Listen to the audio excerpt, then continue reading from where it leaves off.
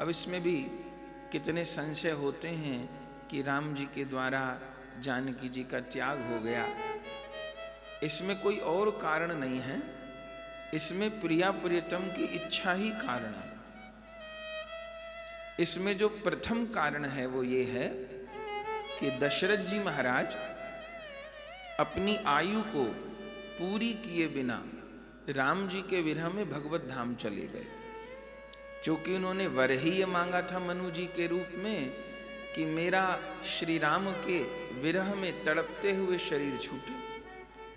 तो अभी उनकी आयु शेष थी, लेकिन भगवान का विरह सहन नहीं हुआ और आयु से पहले ही दशरथ जी ने शरीर छोड़ दिया।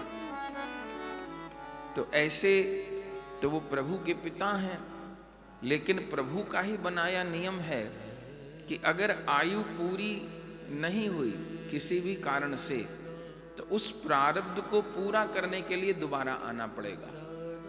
विशेष परिस्थितियां ऐसी होती हैं। तो श्री राम जी मन में सोचते हैं, सामान्य बेटा तो अपने पिता का प्रारब्ध कैसे पूरा करेगा, पर वहां सामान्य पुत्र नहीं है। तो राम जी ने निश्चय किया कि मेरे पिताजी की अभी लगभग 11,000 वर्ष की आयु बाकी है। क्योंकि ये सतयुग की घटना है, उस समय तो 1,00,000 वर्ष की आयु थी, त्रेता के प्रारंभ तक भी 1,00,000 वर्ष की आयु थी। राम जी की जो लीला है वो त्रेता के प्रथम चरण की है। तो मेरे पिताजी को दोबारा आना पड़ेगा, तो पिताजी की शेष आयु को मैं पूरा करूंगा ताकि पिताजी को दोबारा अवतार न लेना पड़े। तो राम जी अपनी लीला किए। राज तिलक के तुरंत बाद कोई सीता जी की वनगमन की लीला नहीं हो गई। ये तो ऐसा धारावाहिक सीरियल में दिखा देते हैं, ऐसी बात नहीं है। राज तिलक के लगभग 12,500 वर्ष तक जानकी जी अयोध्या जी में ही रही। खूब प्रेम पूर्वक राज्य की लीला है, उसका वर्णन भी है। उसके बाद ये वनगमन वाली लीला हुई है। क्यों? क्योंकि प्रभु ने जो विचारा था कि मुझे इतने बरस विराजना है धरा पर, अब वो वाला काल तो पूर्ण हो गया। अब पिताजी वाली आयु मुझे पूरी करनी है, और जिस समय मैं अपने पिता की आयु पूरी कर रहा हूँगा, तो उस समय जानकी मेरे निकट कैसे बैठेंगे? उस समय तो मैं अपने पिता का रूप हूँ। ये पहला और मुख्य कारण है। दूसरा कारण यह है कि उस समय विश्व में 2 शस्त्र की विद्या सबसे महान थी। उसमें एक तो विश्वामित्र जी की थी, दूसरी वाल्मीकि जी की थी। तो विश्वामित्र जी और वशिष्ठ जी की तो शास्त्र और शस्त्र दोनों विद्या, दोनों ज्ञान प्रभु को प्राप्त। क्योंकि वशिष्ठ जी तो गुरु ही हैं और विश्वामित्र जी भी गुरु हैं, उनके संग प्रभु रहे हैं। लेकिन वाल्मीकि जी की जो विद्या है वो उन्हीं के पास है। तो वो विद्या कैसे प्राप्त हो? तो प्रभु विचार किए कि यदि मेरी संतान का जन्म वाल्मीकि जी के आश्रम में हो और उनका ममत्व मेरी संतान के प्रति हो जाए, तो वाल्मीकि जी का जो दिव्य ज्ञान है, दिव्य विद्या है, वो मेरे पुत्रों को, मेरी संतान को प्राप्त हो। और आप आगे देखें तो वाल्मीकि जी की विद्या विश्वामित्र जी की विद्या पे भारी पड़ी नहीं पड़ी। जब अश्वमेध यज्ञ का घोड़ा रोक लिया लवकुश ने, तो लक्ष्मण जी भी कुछ नहीं कर पाए घोड़े को छुड़ाने में, भरत जी शत्रुघ्न जी कुछ नहीं कर पाए। अरे हनुमान जी तक को बांध दिया था लवकुश ने। उत्तर रामायण का दर्शन करें, उनको बांध के डाल दिया। तो वाल्मीकि जी की विद्या भारी पड़ गई। तो राम जी चाहते हैं कि वो विद्या प्राप्त हो। ये दूसरा कारण है।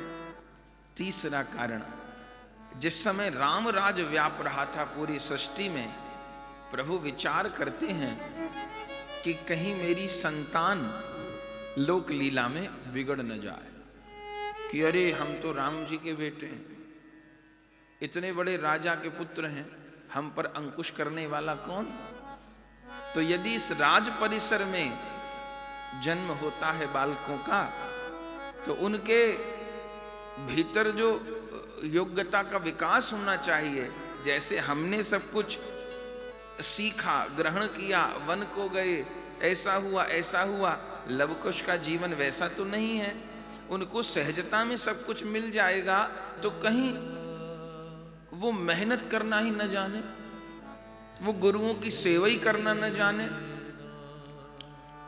तो अगर उनका जन्म किसी महात्मा के आश्रम में होगा, वन में होगा, तो खूब मेहनत करना सीख पाएंगे, अपने परिश्रम से गुरु लोगों को प्रसन्न कर सकेंगे और फिर गुरु कृपा बरसेगी।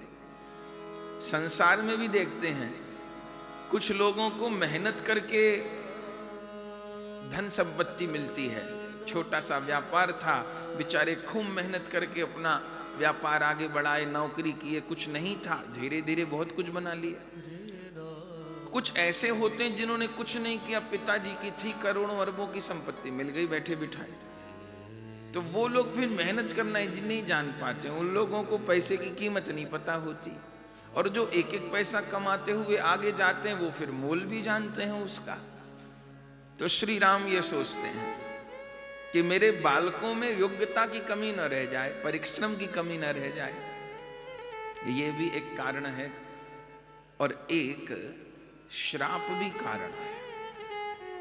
ये पद्म पुराण में लिखा है। कोई भी बात काल्पनिक नहीं है, सब शास्त्र में है। एक पद्म पुराण में कथा है। वो क्या कथा है? बोले जानकी जी जब छोटी थी तो नारद जी उनको कह गए। आए नारद जी जनकपुर और जानकी जी ने पूछा नारद जी से कि मुझको मेरे प्रभु कब प्राप्त होंगे। तो नारद जी जानकी जी को कहे कि ये जो आपके यहाँ पुष्प वाटिका है, वैदेही वाटिका, आपको यहीं एक दिन आपके प्रभु मिलेंगे। ठीक है। जानकी जी ने उसी दिन से नियम बना लिया, प्रतिदिन उसी वाटिका में जाती है। वहां सरोवर भी है, देवी का मंदिर भी है, तो इसलिए प्रतिदिन सरोवर में स्नान करती हैं, देवी की पूजा करती हैं और फिर वर मांगती हैं अपने लिए। वहीं तो पहली बार ठाकुर जी मिले उनको। तो जानकी जी उसी वाटिका में जाती। एक बार उस वाटिका में वाल्मीकि जी महाराज के यहाँ के कोई तोता मैना के जोड़े उड़ते उड़ते आ गए, पक्षी थे वो वाल्मीकि जी के यहाँ क्षेत्र के। वाल्मीकि जी ने तो पूरी रामलीला लिख ही दी थी, दिव्य दृष्टि से जान लिया था कि प्रभु कौन कौन लीला करेंगे। तो तोते को याद हो जाता है, तो तोते ने भी बार बार सुन करके उस कथा को, श्लोकों को याद कर लिया था। उड़ते उड़ते तोता मैना जनकपुर आ गए, संयोग से उसी वाटिका में आ गए और श्लोक गाते थे, राम कथा गाते थे। जानकी जी को सुन के बहुत प्रेम होता, मेरे प्रभु की कथा सुना रहे हैं। तव कथामृतम तप्त जीवनम, भगवान के विरह में भगवान की कथा साधक के लिए परम औषधि है। गाते आप सुनते प्रसन्न हो गए। अब पंछी तो पंछी एक दिन उड़ के जाने लगे। जानकी जी ने रोका, अरे कहाँ जा रहे हो, यहीं रहो ना, मुझे कथा सुनाओ। जब तक मेरे प्रभु नहीं आते मुझे खूब कथा सुनाओ प्रभु की। तोते ने कहा महाराज हम एक जगह नहीं रहते, हम तो पंछी हैं, उड़ते रहते हैं, घूमते रहते हैं। जानकी जी ने कहा नहीं, आप लोगों की जो व्यवस्था है मैं सब करती हूँ यहाँ पे, यहीं रहो। तोते ने कहा हम नहीं रहेंगे, हम लोग तो आजाद घूमने वाले हैं, अटक के नहीं रहेंगे कहीं। सीता जी ने कहा मैं नहीं जाने दूंगी, रुको। तोते ने कहा ये जो मेरी मैना है ये गर्भवती है, इसको अभी अंडा देना है। जानकी जी ने कहा तो तुम जहां जाना है चले जाओ, तुम पुरुष हो, जहां जाना, इस मैना को छोड़ जाओ, ये कितना सुंदर गाती है, मैं इससे सुनूंगी। तोते ने कहा मैं ऐसी अवस्था में अपनी पत्नी को अकेले नहीं छोड़ सकता, अपनी पंछी को। जानकी जी ने कहा मैं नहीं जाने दूंगी। तब जानकी जी ने उस मैना को रोक लिया, बंधन में कर लिया, और उस मैना ने वो तोता उड़ के चला। तोता तो रुका नहीं। जैसे उस मैना ने देखा कि मेरा तोता उड़ कर के जा रहा है, पंछी भी जोड़े से रहते हैं, तो उस मैना ने शरीर छोड़ दिया दुख में कि मेरे पति से मेरा वियोग हो रहा है। तब उस तोते ने उड़ते हुए श्राप दिया। ये पद्म पुराण की कथा है, दंत कथा नहीं है। जानकी जी को कहा, जैसे आपने गर्भावस्था में वियोग कराया है अपने पति से उस मैना का, ऐसे आपका भी वियोग हो और उस काम में मैं ही हेतु बनूंगा। तो वो तोता ही धोबी बना और उसने फिर जो कुछ कहा, एक ये भी कारण है, पर मुख्य कारण प्रिया प्रियतम की इच्छा है। उनको कौन अलग कर सकता है, और वो अलग हो ही नहीं सकते। तुलसीदास जी तो रामचरितमानस में कहते हैं, गिरा अरथ जल बीच सम कहियत भिन्न न भिन्न, वंदऊ सीता राम पद जिनहि परम प्रिय खिन्न। तुलसीदास जी कहते हैं, गिरा अर्थ, गिरा माने वाणी, अर्थ माने अर्थ। जैसे वाणी को और वाणी के अर्थ को अलग नहीं कर सकते। हम जो बोल रहे हैं वो हमारी वाणी भी है और उस वाणी का कोई अर्थ भी है। तो क्या आप वाणी के अर्थ को और वाणी को अलग कर सकते हैं क्या?